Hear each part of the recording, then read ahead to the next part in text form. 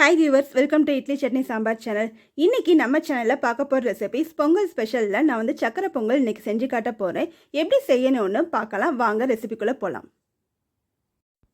பொங்கல் வந்து இன்றைக்கி வந்து நம்ம பானையில் தாங்க செய்ய போகிறோம். அதுக்கு வந்து சின்ன பானையை நான் எடுத்திருக்கேன். அதில் வந்து முக்கால் அளவுக்கு வந்து நான் தண்ணி வச்சுருக்கேன். இது வந்து கொதிக்கட்டும். அடுத்து வந்து அரிசி பருப்பு அளவு பார்த்துடலாம். நான் வந்து இன்றைக்கி இந்த டம்ளரில் தான் நான் அளவு எடுக்க போகிறேன். இந்த டம்ளருக்கு முக்கால் உலக்கு அளவுக்கு வந்து நான் பச்சரிசி எடுத்திருக்கேன். அடுத்து வந்து 1/4 டம்ளர் அளவுக்கு வந்து பாசிப்பருப்பு எடுத்திருக்கேன்.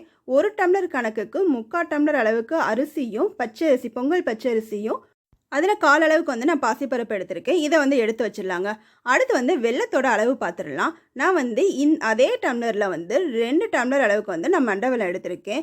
1 டம்ளருக்கு அரிசி பருப்புக்கு வந்து 2 டம்ளர் அளவுக்கு வந்து நான் வெல்லம் எடுத்திருக்கேங்க. இதை வந்து நம்ம எடுத்து வச்சிடலாம். இப்போ பாருங்கள், ஒலை வந்து நல்லா கொதிக்க ஆரம்பிச்சிருச்சுங்க. இப்போ வந்து நம்ம அடுப்பை சிம்மில் வச்சிடலாம். அடுப்பை வந்து நம்ம சிம்மில் வச்சுட்டு நம்ம அரிசி பருப்பு எடுத்து வச்சா நல்லா கழுவி வச்சுருக்கேன். அதையும் நம்ம இதோட சேர்த்துடலாம். சேர்த்ததுக்கப்புறம் வந்து நம்ம ஒரு கரண்டி வச்சு லைட்டாக கிண்டி விட்டுறலாங்க. ஏன்னா சூடோட போடும்போது லைட்டாக வந்து அடியில் பிடிக்கும். அதனால் வந்து லைட்டாக கிண்டி விட்டுறலாம். கிண்டிட்டு இப்போ வந்து அடுப்பை வந்து நம்ம ஃபுல்லாக வச்சிடலாங்க. இப்போ பாருங்கள், நல்லா பொங்கி வர ஆரம்பிச்சிருச்சு. இந்த ஸ்டேஜில் வந்து நம்ம அடுப்பை சிம்மில் வச்சுட்டு அரிசி பருப்பு வந்து கொஞ்சம் வேக விட்டுறலாம்.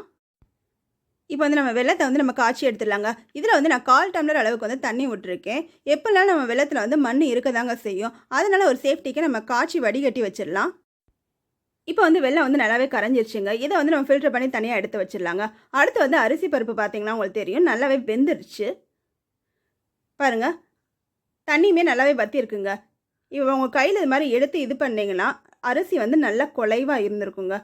தண்ணியும் பார்த்திங்கன்னா உங்களுக்கு நல்லாவே வெத்திருக்கும். இந்த ஸ்டேஜில் வந்து நம்ம ஃபில்டர் பண்ணி எடுத்துருக்கோம் பார்த்திங்களா, அந்த வெள்ளத்தை நம்ம இதில் ஊற்றிடலாம். வெள்ளம் ஊற்றினதுக்கப்புறம் வந்து நான் 2 ஏலக்காய் எடுத்திருக்கேன். அதை இது மாதிரி தட்டி வச்சுருக்கேங்க. அதை இதோட சேர்த்துடலாம். இப்போ இதை வந்து நல்லா மிக்ஸ் பண்ணி விட்டுறலாங்க. மிக்ஸ் பண்ணும்போது அடுப்பு வந்து சிம்மில் தாங்க இருக்கணும். இல்லைன்னா ஃபுல்லாக வச்சிங்கன்னா பொங்கி வந்துடும். இது மாதிரி நம்ம நல்லா மிக்ஸ் பண்ணி விட்டுறணும். அதே மாதிரி நீங்கள் வெள்ளம் பாகு காய்ச்சும் போதும் சரி, அரிசி வந்து கொஞ்சம் தண்ணி வற்றினதுக்கப்புறம் நீங்கள் காய்ச்சினீங்கன்னா தான் கரெக்டாக இருக்கும். இல்லைன்னா நம்ம ஃபில்டர் பண்ணி வைக்கும்போது அது வந்து கெட்டி ஆயிரும். கரண்டி வச்சு நல்லா மிக்ஸ் பண்ணதுக்கப்புறம் அடுப்பை ஃபுல்லாக வச்சுட்டிங்கன்னா இது மாதிரி கொதிச்சு வரும். நல்லா கொதிச்சு வரும்போது வந்து அடுப்பை சிம்மில் வச்சுருங்க. ஏன்னா தண்ணி வந்து கொஞ்சம் வத்துற வரைக்கும் அதை வந்து நல்லா வேகணுங்க. இப்போ பாருங்கள், அது தண்ணி வந்து கொஞ்சம் வத்தி இருக்குது. இந்த ஸ்டேஜில் வந்து நம்ம கரண்டி வச்சு நல்லா அரிசி பருப்பு அந்த வெல்லம் எல்லாம் சேர்கிற அளவுக்கு நல்லா மிக்ஸ் பண்ணி விட்டுறணுங்க. நல்லா மசிச்ச மாதிரி நீங்கள் பண்ணிட்டீங்க அப்படின்னா நல்லாவே குலைவாக வரும். இப்போ அடுத்து வந்து நான் தேங்காய் எடுத்திருக்கேன். ஒரு சில்லு அளவுக்கு நான் தேங்காய் எடுத்திருக்கேங்க. அதையும் இதோட போட்டு மிக்ஸ் பண்ணிடலாம். ஸோ தேங்காய் போடும்போது உங்களுக்கு டேஸ்ட்டு நல்லாயிருக்கும். அதே மாதிரி தண்ணியும் வந்து கொஞ்சம் உங்களுக்கு வந்து இஞ்சும். தேங்காய் வந்து நான் 1 சில்லு வந்து துருவி போட்டிருக்கேங்க. இவ்வளோ தான் போடணும்னு கணக்கு இல்லை. உங்களுக்கு தேவைக்கு ஏற்ப நீங்கள் கூடவோ கம்மியாகவோ போட்டுக்கலாங்க. இப்போ வந்து நல்லா கெட்டியாக வந்துருச்சு ஓரளவுக்கு. அடுத்து வந்து நம்ம நெய் காய்ச்சி ஊற்றிடலாம். நான் 3 ஸ்பூன் அளவுக்கு வந்து நெய் எடுத்திருக்கேன். நெய் வந்து நல்லா காஞ்சிருச்சு பார்த்தீங்களா. அடுத்து வந்து நான் முந்திரி பருப்பு எடுத்திருக்கேங்க. கொஞ்சமாக வந்து நான் முந்திரி பருப்பு எடுத்திருக்கேன். அதையும் வந்து இந்த நெய்யில் போட்டுடலாம். முந்திரி பருப்பு வறுக்கும் போது அடுப்பு வந்து சிம்மில் வச்சே பண்ணுங்கள். இல்லைன்னா டக்குன்னு வந்து கலர் மாறிடும். நீங்கள் நல்லா சிம்மில் வச்சு பண்ணிங்கன்னா நல்லா பொறுன்னு ரொம்பவே நல்லா இருக்குங்க. இப்போ பாருங்கள், கலர் நல்லா செவந்துருச்சு முந்திரி பருப்பு. இப்போ இதை வந்து நம்ம பொங்கலில் போட்டுடலாம். ஃபுல்லாகவே கொட்டிடக்கூடாதுங்க. ஏன்னா அடுத்து வந்து நம்ம கிஸ்மிஸ் பழம் வச்சுருக்கோம். அதையும் வந்து நம்ம நெய்யிலேயே வறுத்து போட்டுடலாம். இப்போ முந்திரி பருப்பு போட்டாச்சு.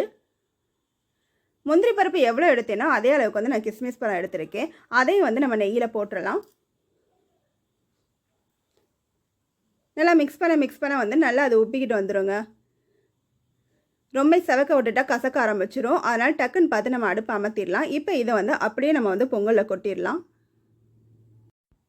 இப்போ வந்து முந்திரி கிஸ்மிஸ் பழமும் நம்ம வறுத்து கொட்டியாச்சுங்க. நெய் வந்து இவ்வளோ தானே இல்லை, உங்களுக்கு எவ்வளோ வேணுமோ அதுக்கு ஏற்ப நீங்கள் ஊற்றுனீங்கன்னா பொங்கல் வந்து ரொம்பவே டேஸ்ட்டாக இருக்கும். இப்போ ஒரு கரண்டி வச்சு இதை நல்லா மிக்ஸ் பண்ணி விட்டுறலாம்.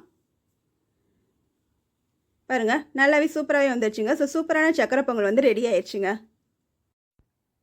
நல்லா சூடான பொங்கலை இது மாதிரி வாழையில் வச்சு சாப்பிட்டிங்கன்னா இன்னுமே சூப்பராக இருக்குங்க. அது மாதிரி சூடாக இருக்கும்போது இது மாதிரி தண்ணியாக தாங்க இருக்கும். நீங்கள் அதை பண்ணி வச்சுட்டு சாமியெல்லாம் கும்பிட்டு சாப்பிடும் போது இன்னுமே கெட்டியாக இருக்கும். அது மாதிரி இந்த பதத்தில் நீங்கள் அடுப்பு அமர்த்திட்டிங்கன்னா ரொம்பவே கரெக்டாக இருக்குங்க. ஸோ இந்த பொங்கலுக்கு இந்த ரெசிபி நீங்கள் வீட்டில் ட்ரை பண்ணி பாருங்கள். அப்புறம் இந்த வீடியோ உங்களுக்கு பிடிச்சிருந்துச்சுன்னா லைக் பண்ணுங்கள், ஷேர் பண்ணுங்கள், மறக்காமல் சப்ஸ்கிரைப் பண்ணுங்கள். அப்புறம் நம்ம இட்லி சட்னி சாம்பார் சேனல் சார்பாக அனைவருக்கும் இனிய பொங்கல் நல்வாழ்த்துக்கள். Thank you viewers.